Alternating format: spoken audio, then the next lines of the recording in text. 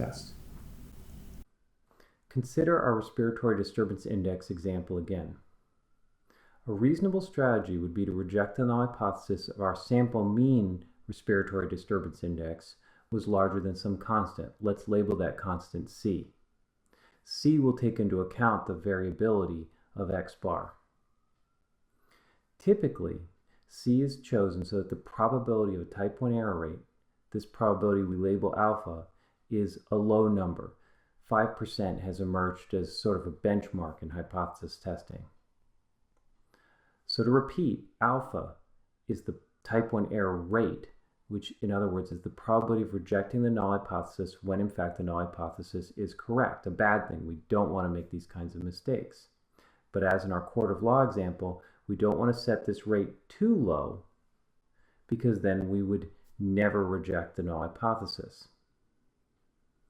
Let's see if we can choose this constant C so that the probability that we reject is simply tolerably low, say 5%. The standard error of the mean is 10, the assumed standard deviation of the population, and here we haven't drawn a distinction as to whether we've estimated or this is just a number that I've given you, divided by square root 100 as the square root of the sample size. That works out to be 1. Here I just created the setting so it conveniently worked out to be 1. Under the null hypothesis, where under H naught mu is equal to 30, the distribution of the sample mean, x bar, is normal with a mean of 30 and a variance of 1, which we just calculated as the standard error, the square of the standard error of the mean in the line above. So we want to choose the constant C so that the probability that x bar is larger than C under the null hypothesis is 5%. So remember, the 95th percentile of the standard normal distribution is 1.645 standard deviations from the mean. So if we set the constant as 1.645 standard deviations from the mean under the null hypothesis, we will have achieved a cut point so that the probability that a randomly drawn mean from this population is larger than this is 5%.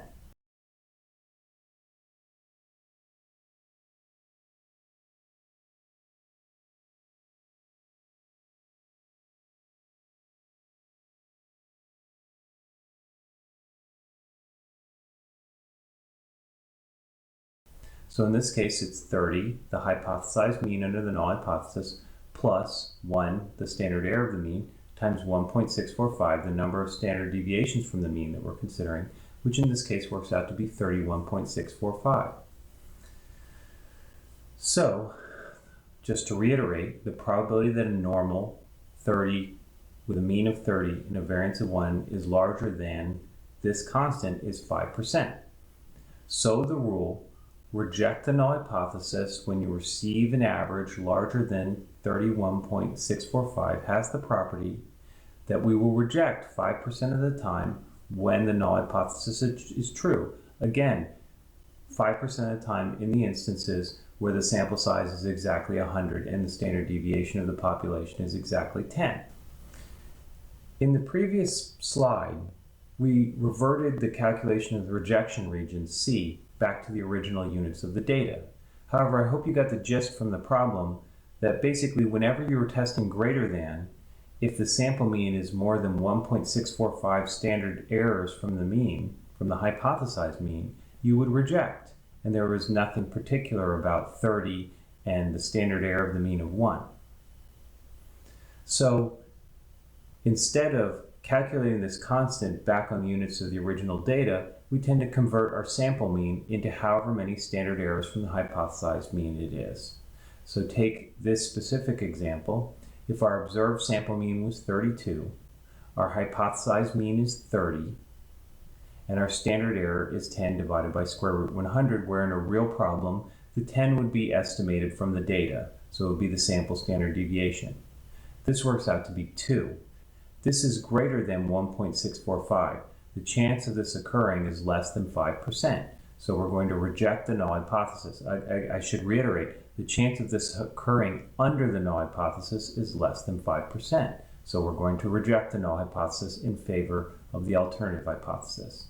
So I've just simply written out this rule again here on the final line. We're going to reject whenever x bar minus the hypothesized mean divided by the standard error of the mean is greater than the appropriate upper quantile that leaves alpha percent in the upper tail.